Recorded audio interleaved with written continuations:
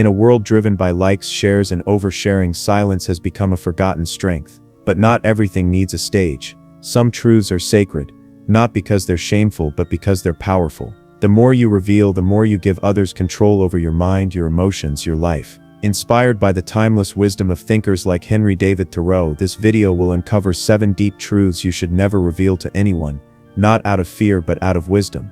Let's begin. 1. The depth of your pain. Pain is a universal human experience, yet how we handle it separates the weak from the wise. In today's world of social media and open diaries, there's an increasing trend to wear pain like a badge, posting it, talking about it, seeking empathy or validation. But in doing so, we often misunderstand the very nature of suffering and healing. Your pain, especially the deep and silent kind that shaped who you are, is not a public performance. It's not something to be showcased for applause or sympathy. It is sacred. It is raw. It is yours. When you speak about your pain too early or to the wrong people, you rob it of its sacred power. You expose something tender and unhealed to the judgment of others who may not understand it, respect it, or know how to hold space for it. Some may pity you. Some may dismiss you. Some may even use it against you. This is not a call to isolation but to discernment. You don't owe anyone your wounds. You owe yourself the dignity of privacy during the process of healing. There is also a psychological dimension to silence. When you articulate pain too soon, your brain experiences a kind of premature closure. It gets a reward from sharing even if the actual healing hasn't begun. You feel heard but not necessarily helped. This false sense of healing can stall real growth. True healing is not always found in words. It is found in sitting with your discomfort,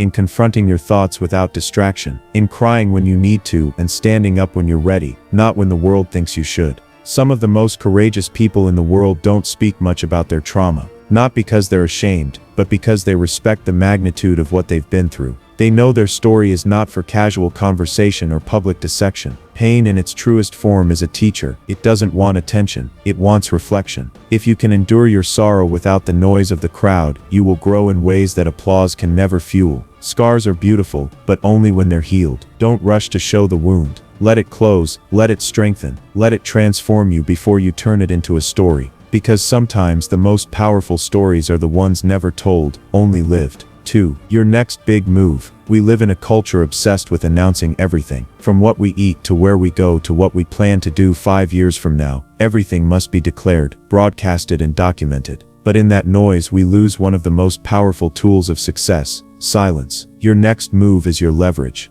It's your energy source. It's your vision in its purest, most undiluted form. The moment you speak it out loud, especially to the wrong ears, it starts to lose power. Psychologically, this phenomenon is known as the intention-behavior gap. The mind rewards you prematurely for talking about your plans. Saying it out loud mimics the feeling of actually doing it. But unlike action, speech doesn't create real-world results. It just tricks your brain into feeling accomplished when you haven't even started. And worse, when you declare your plans too soon, you invite interference, judgment, doubt, envy, or unsolicited advice. You place your vision in the hands of people who didn't dream it, who don't understand it, and who might unknowingly or intentionally weaken it. Building something meaningful, whether it's a business, a habit, a skill, or a life path, requires deep, undisturbed focus. Focus thrives in silence. In the early stages, your plan is fragile. It's like a seed in the soil. It needs time to root before it can grow into something the world can admire. Think about the most successful people you know. Most of them don't announce. They don't post daily updates on every little thing they're working on. They operate quietly. Their results arrive like a storm, unexpected, undeniable, and impossible to ignore. This isn't about hiding, it's about protecting. When your actions finally reveal themselves, they should do so with the force of undeniable proof. Not because you said you would, but because you did. Every time you feel the urge to speak about your next move, pause. Ask yourself, is this for clarity or for validation? Is it to share or to show off? If it's the latter, keep quiet, work in silence. Let your success speak a language only results can translate. Because in a world full of noise, power lies with those who move in silence. 3. The extent of your wealth. Wealth is one of the most sensitive and misunderstood topics in society. It sparks envy, admiration, discomfort, entitlement, and assumptions. That's why one of the wisest decisions you can make is to keep the details of your financial status to yourself. When you talk about your wealth, whether it's new money, inherited money, or growing investments, you unintentionally place a target on your back. Not because you're doing anything wrong, but because money changes the way people see you. Some will want to borrow, others will feel inferior. Some may question how you earned it, others may expect generosity, and unfortunately, some may attempt to manipulate or use you because they think you have more than enough. It's not that all people are bad, it's that human nature is complex, and when money enters the equation, emotions often override logic. Also, sharing your financial details creates expectations. If people know you earn well, they may expect you to always pay more, give more, or live a certain way. These invisible expectations can become suffocating. But more than what others think, what matters most is your own relationship with money. Real wealth is internal. It's not in what you show but in how you manage, protect and grow it. It's in your habits, your discipline, your peace of mind, not in brand names, vacations or property lists. The wealthiest individuals are often the quietest. They don't need to prove anything. They live modestly not because they can't afford luxury, but because they've mastered the difference between being rich and being free. When you keep your wealth private, you protect your autonomy. You stay grounded. You make choices based on value, not on appearance. You remain untouchable, not in the sense of being better, but in the sense of being unshakable. So let others guess. Let them wonder. Let them assume. Your peace is worth far more than their praise. 4. Your spiritual practices. In an age where even spirituality is often curated for social media, the act of practicing faith has, for many, become less about connection and more about perception. But the real spiritual growth doesn't thrive in the spotlight. It grows in the quiet corners of your life where no one is watching. Spirituality, at its core, is a journey inward. It's deeply personal and sacred, often difficult to articulate, and impossible to prove. The moment it becomes a performance, it begins to lose its authenticity. Whether it's your morning meditation routine, your prayers, your fasts, or your commitment to a spiritual path, these aren't meant to be trophies on display. When you publicly proclaim your spiritual practices, two things happen. First, you risk the sincerity of your own intention. Are you doing it for growth or for applause? Second, you invite external validation, or worse, judgment, which can either inflate your ego or cause you to second-guess your path. The danger here isn't just external, it's psychological. When your spiritual habits become something you share often, they can morph into identity markers. You start to define yourself by how spiritual you appear, rather than how deeply you connect. You might feel pressure to maintain the image, even when your soul is struggling. This dissonance between the outward appearance and inward reality can stifle growth. It traps you in a spiritual ego, where you become more concerned with looking enlightened than actually being aligned. There is immense power in quiet devotion, waking up early to pray or meditate without needing to post about it, reading sacred texts without needing to quote them, choosing forgiveness without announcing it.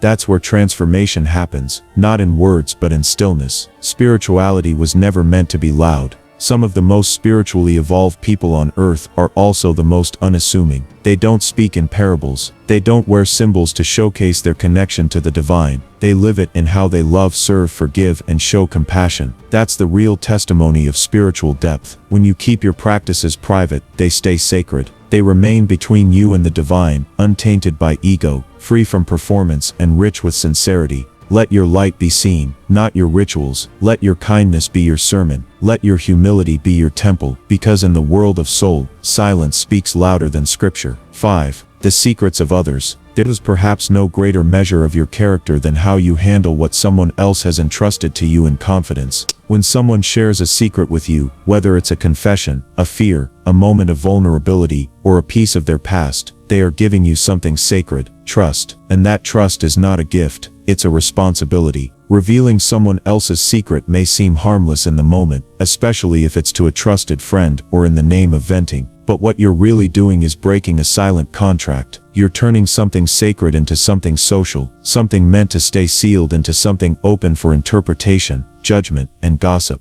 Why do people break trust? Often, it's not out of malice. It can be subtle, just a quick story told to gain relevance in a conversation, or to bond with someone else over shared drama. But no matter how harmless it seems, it's betrayal. Each time you speak someone else's secret, you're not just telling their story, you're telling the world that your word can't be trusted. Holding someone's secret is an act of emotional maturity. It's proof that you understand boundaries, respect others' experiences, and value integrity over attention. The wise don't use secrets for leverage. They don't weaponize trust. They don't treat information like currency. They hold space. They protect. They forget. There's also a deeper truth. What you do with other people's secrets says more about you than about them. Are you the kind of person others feel safe around, or do people hesitate before opening up, sensing you might turn their truth into tomorrow's tale? We live in a world where people are desperate to be heard, but terrified to be judged. If you can be the rare person who listens without leaking, who holds without exploiting, you will become the kind of presence people cherish. Not because you're perfect, but because you're safe.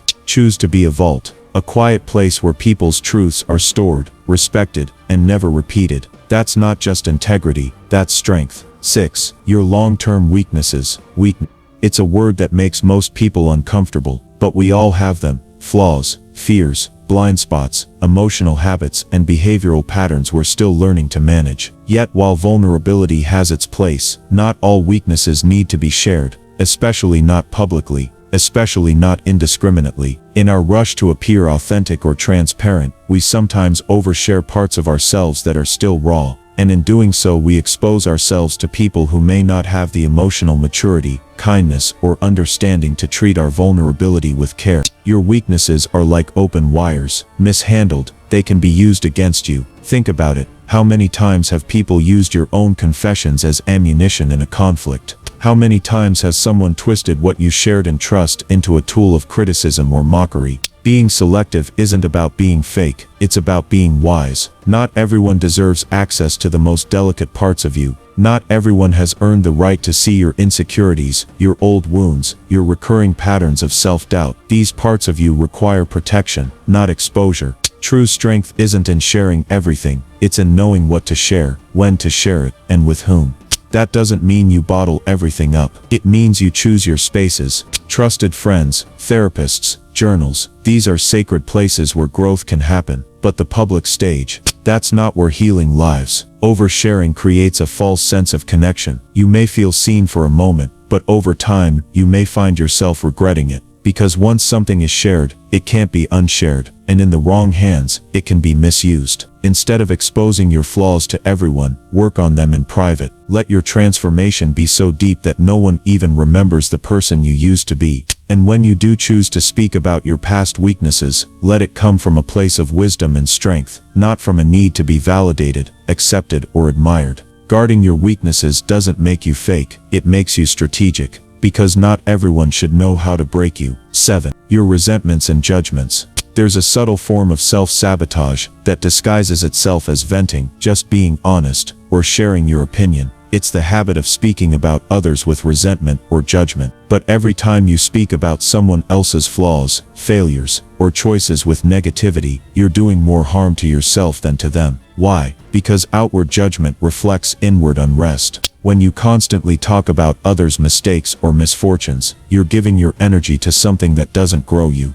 You're focusing outward, blaming, projecting, and avoiding your own inner work. It feels powerful in the moment, but it leaves you emptier afterward. Resentment, especially when shared, is a poison. It turns you bitter. It hardens your heart. It chains you to the very people you claim to dislike. And worse, it reveals a lack of peace. When someone is truly at peace, they don't need to broadcast their anger. They don't need to gossip. They don't need to point fingers. They choose their words like a monk chooses silence with reverence and restraint. Speaking your resentment out loud might feel like release, but it's actually reinforcement. Every time you say it, you relive it. You rewire your brain to hold on to the hurt instead of healing from it. Healing, by contrast, happens in quiet. It happens when you journal your pain, when you speak to yourself honestly, when you sit with your discomfort instead of airing it. If you must process resentment, do it privately. Talk to someone who is emotionally intelligent, neutral, and supportive. Or better yet, go inward.